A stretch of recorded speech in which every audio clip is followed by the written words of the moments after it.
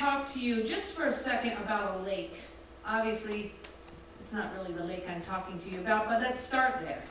There's a lake, it's called Lake Nyos, it's in Cameroon, Africa. And in 1986, this lake, well, you would say it was the Burping Lake, or the belching, spewing lake. Lake Nyos is a lake that is not, to appearance, not very big. It's about a mile long. It's about 3/4 of a mile wide. Really not much of a lake. And it sits in a volcanic crater. So the thing about this lake is that it's very, very, very, very deep in this crater. Looks small, doesn't look like much, but the crater, the volcano, is not completely silent. It's still active. It's not volcanic acting, but the what do you call that stuff in the volcano is still just kind of rumbling and just keeps bubbling up into the lake. But it bubbles up CO2 under a very deep lake, and the weight of the water is keeping the CO2 under the water. Until in 1986, it spewed. And it spewed at 162 miles per hour. So apparently what happened is something shifted. We don't know what. Scientists actually don't know what shifted, what changed, what caused the tipping of the balance between the weight of the water and the power of the air, the gas, the CO2 waiting to rise. But something shifted, something changed, and at 162 miles per hour, causing 25-foot waves, a gust of wind that was knocking down trees in a huge radius around in the circumference of the lake, spewed up this bubble of CO2 gas, belching, that had been held down there for a long time. Now, the big problem was it belched up and then it settled, because CO2 is heavier than oxygen, and a 680-foot cloud of foul-smelling gas moved its way through the village. It settled down, rolled down through the valley, pushing all the oxygen out of its way, and 1,700 people were asphyxiated. 3,500 animals were killed because they couldn't breathe because of the spewed gas. Lovely story, huh? Now, I'm not here really to talk to you about the lake. I actually want to talk to you about anxiety and what anxiety can do in the life of a person or in the life of a group, particularly in a time of change or anticipating change. But just so you know, by the time I'm done, asphyxiation is not the answer, okay? Because I do believe that Scripture and the Lord Jesus gives us hope. Hope for the anxiety that happen in the context of our own individual lives, in the context of a group, in times of uncertainty and change. Change almost always releases what is there, whether it's anxiety or whether it's peace, whether it's trust or whether it's lack of trust. Change is the time that tends to show that up, and we're not always necessarily aware of that when it's happening. Trapped anxiety and offensive smelling gas can be enough to asphyxiate a group, but in the power of Jesus, who is the breath of life, it's not something we have to fear. You know, we actually see it in our country right now, right? We actually, I would say, maybe has a president who is attempting to wall out his anxiety, right? Try to keep the anxiety out, literally, which kind of makes me laugh. Because if it's border, just so you know, this is not a political statement, all right? I'm not trying to be political. I'm trying to draw attention to an anxiety, okay? So if it's about border control, Why aren't we putting a wall at Canada? That's almost laughable, right? Because there's no anxiety related to that border. Because the anxieties that we have are related to things that don't look like us, or we don't understand, or are different languages, right? It's just an example of, and are there reasons? Absolutely. And again, not a political statement, just kind of an observation as we recognize in our country there's an increasing, or we can feel the anxiety of terrorism, right? The fear of terrorism, or the fear of religious differences, right? Yesterday in the Orlando airport, I was just it wasn't quite time for me to go through security, and so I was just in the kind of cafe area where all the restaurants are, and there was suddenly yelling and groups of people just running out of Concourse A. And I was in a safe place outside, and I got my phone out and just started with my camera because I had no idea what was going on. But I thought, if I'm in a safe place and can just document whatever it is, right? So as it unfolds, apparently there was a suspicious vehicle. Apparently in one of the security lines there was a person with a gun. Apparently that was all contained and there wasn't a problem. But all it took was one person saying run, right? One security person saying get out of here, and by the time it was done there were 20 security people saying get out of here, right? And even without knowing what's going on, the anxiety, the wanting to be away is enough, right? It's how we are. We're people. It's how life unfolds in us and around us and through us. Church 180 right now is in a time of change.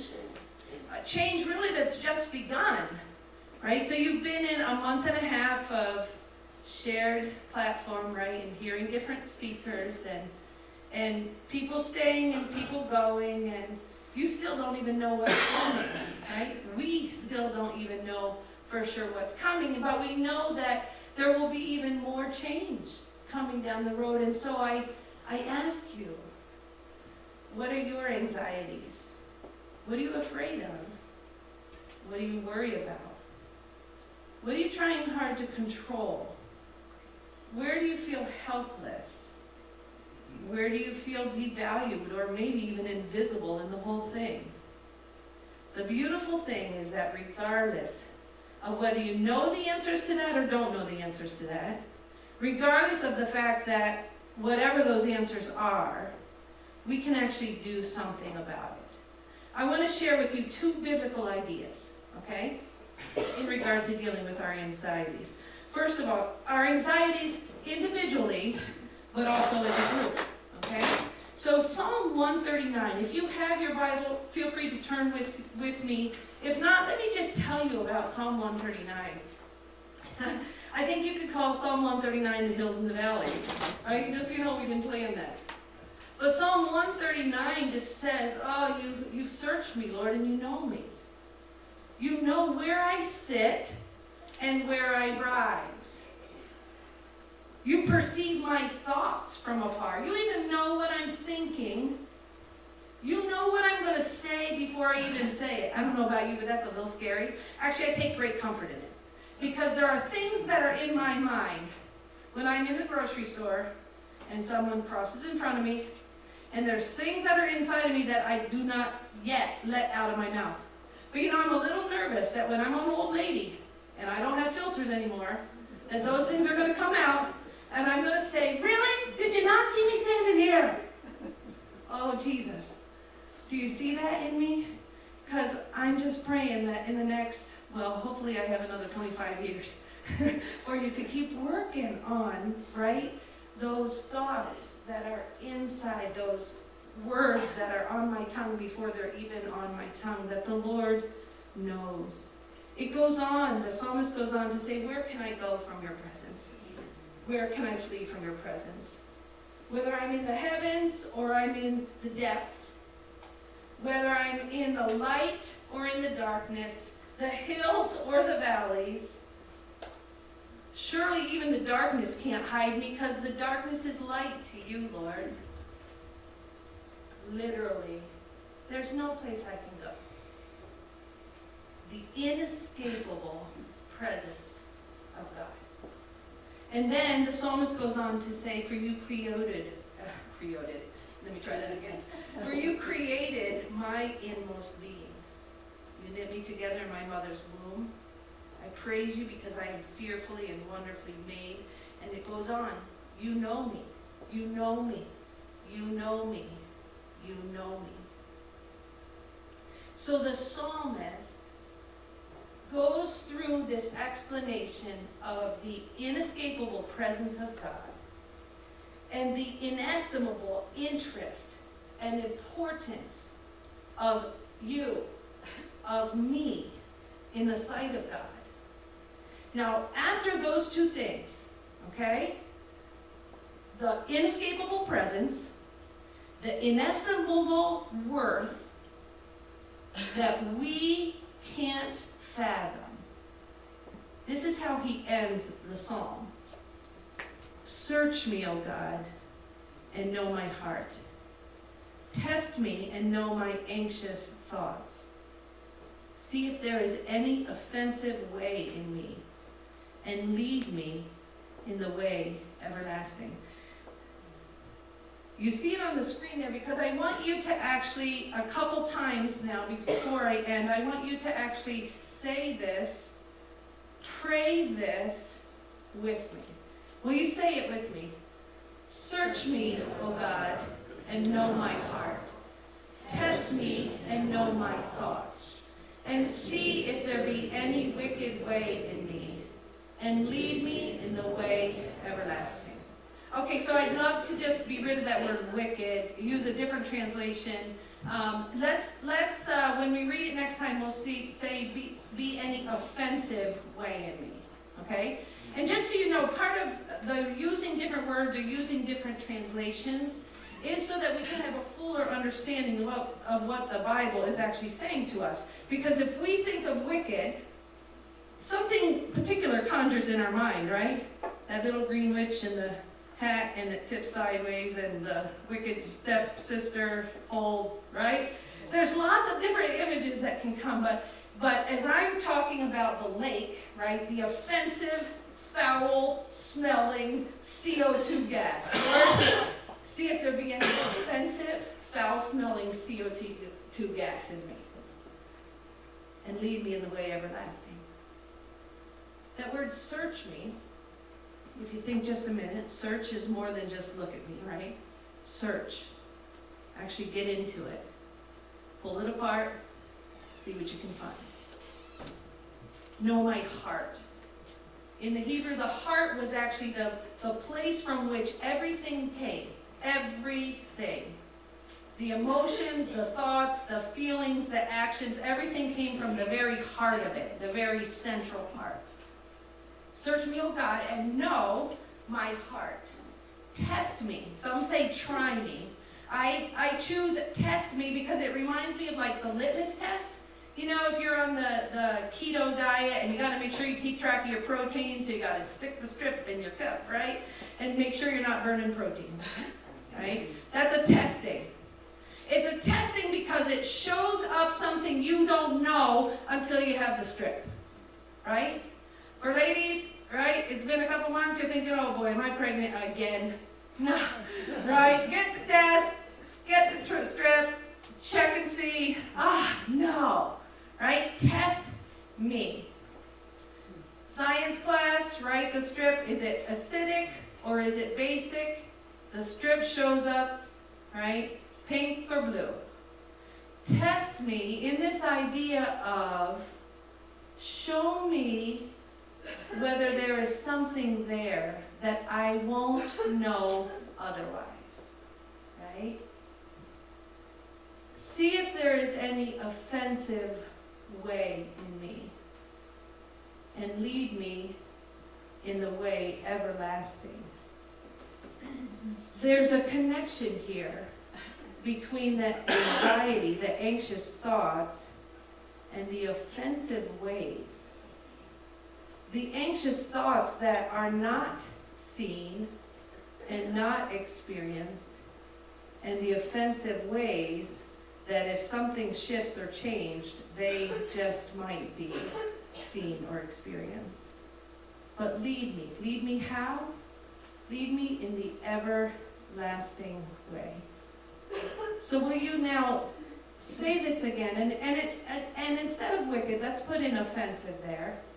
And this time, will you pray it with me? Search me, O God, and know my heart.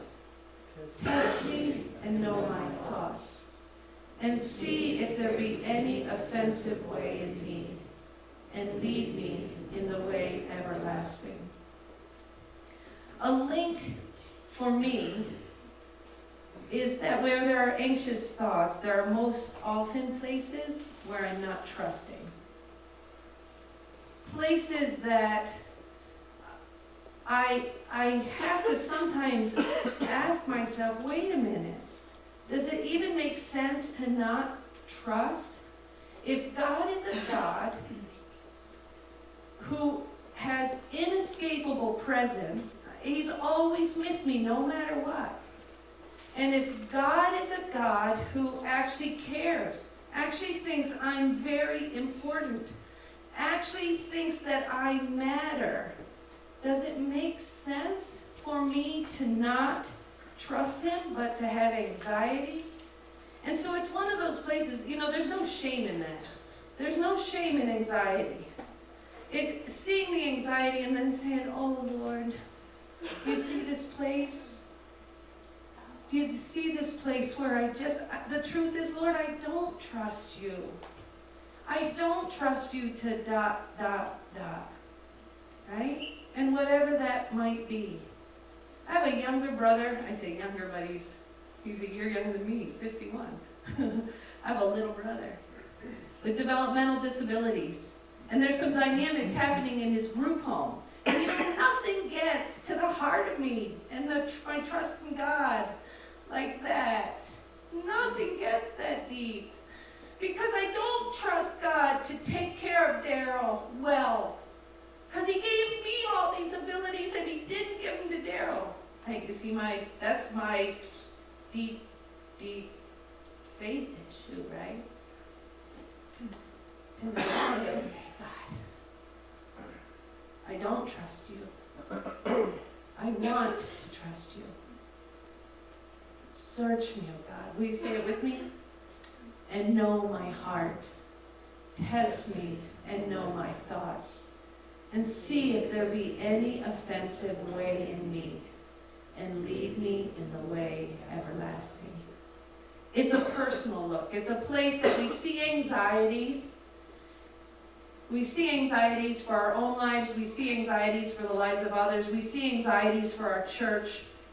And they become indicators on the dashboard of our life car, right? We maybe don't know exactly what's going on under the hood, but we feel anxiety, and then we say, Lord, will you show us what's going on under the hood? And sometimes that's a place where we don't trust. Sometimes there are places that are yet unknown, that there's anxiety, but we actually don't even know what it's tied to. And we can say, oh God, I feel this anxiety, but I don't even know what's going on. I realize that I'm going into such and such a situation, and I don't even want to go to that conference. Then I realize, at that conference I'm going to see so-and-so. Well, Lord, why is that a problem? Show me, Lord. I'm feeling it, but it is yet unknown to me. Why this anxiety is there. And in those situations, even of the yet unknown, we can pray. Will you pray it with me? Search me, O God, and know my heart. Test me and know my thoughts. And see if there be any offensive way in me, and lead me in the way everlasting. Sometimes our anxieties are so deeply buried, and the only way that we even know they are there is because of our reactions. we find ourselves reacting to something and then thinking, whoa, well, hopefully thinking, maybe sometimes not thinking, but sometimes we find ourselves reacting and then hopefully thinking, wow, what was that? A place where we are offended, where we take sides, where we clam up, where we start to avoid, where we pull away. I'm curious for you, what topics can't you talk about? Buried anxiety generally shows itself in reactions, either reacting out or avoiding back. And those are times that when we see those reactions in us, we can pray. Because the Spirit of God, with our cooperation, will answer our prayer when we pray. Search me, O God, and know my heart. Test me and know my thoughts, and see if there be any offensive way in me, and lead me. Lead me in the way everlasting.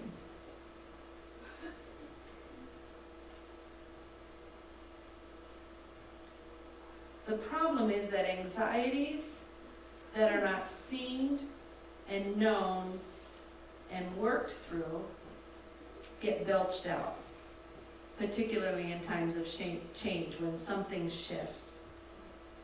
They get belched out in angry moments or topics that are off limits, withdrawn relationships, and emotional distress. And those end up killing the fullness of life and friendship, instead of bringing love and blessing. And those are opportunities that when we ask the Lord, Lord, make us aware. Sometimes we'll just be aware. And when we are aware, then we can pray, search me, O God, and know my heart. If we are not aware, we can pray, search me, O God, and know my heart. Because the Spirit of God just loves to be the wonderful counselor, loves to show us things about ourselves where we are not yet fully acting in love. The Spirit of God loves to cooperate with that.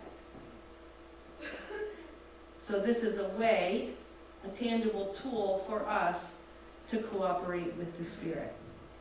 The second tool I want to give us is just the simple word shalom. Shalom is the Hebrew word for peace. That's the easy translation. I had the opportunity in January to be in Israel, and the easy thing to say is just, you see somebody down the street, shalom, or you're leaving, you say shalom. It's the hello, and it's the goodbye. Go ahead and turn to somebody and say shalom. Shalom. That's the simple, right? The simple meaning is just hello or goodbye. It's funny, we say goodbye, but do we very often stop to think that saying goodbye to somebody is actually saying, may your bye be good. Right? Goodbye. As you go, may it go good with you. Right? Now we just kind of, goodbye. Same with shalom, or same with peace. But the deeper meaning of shalom is actually whole life goodness.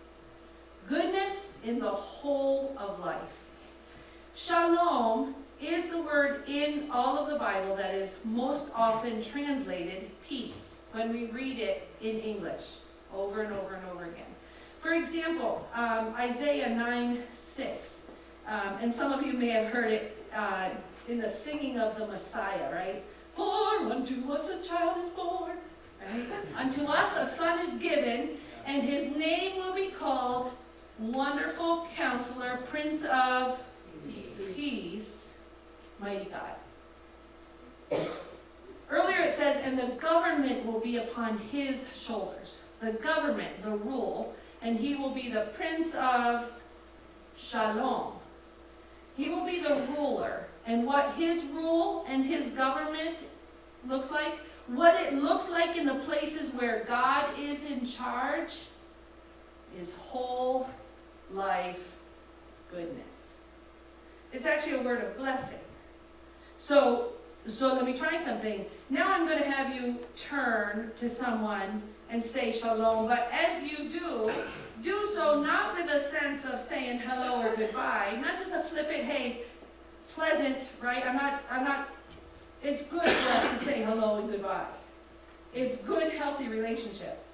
But it takes on something significant when what is coming out of our mouth is actually a word to say good into somebody's life. To actually speak a word to bless. So I invite you to turn to someone and actually speak to bless. Shalom.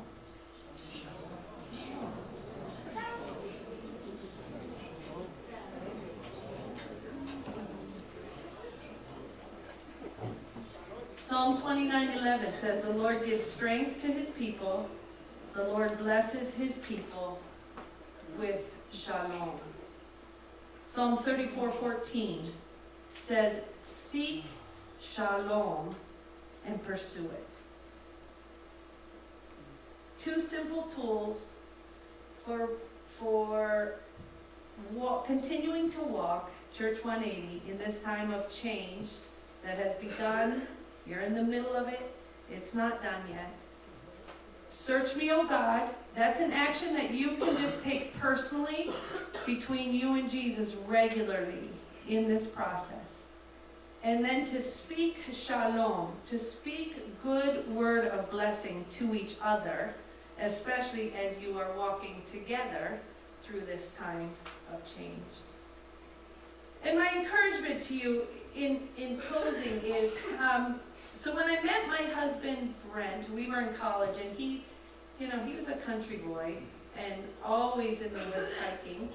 And I was a country girl too and loved the woods, but I hadn't really done a whole lot of just like go out every day and go hiking. But I started going hiking with him, and I learned pretty quickly that especially at night when it was dark, if we saw something off to the side and we didn't know what it was, we would always walk towards it.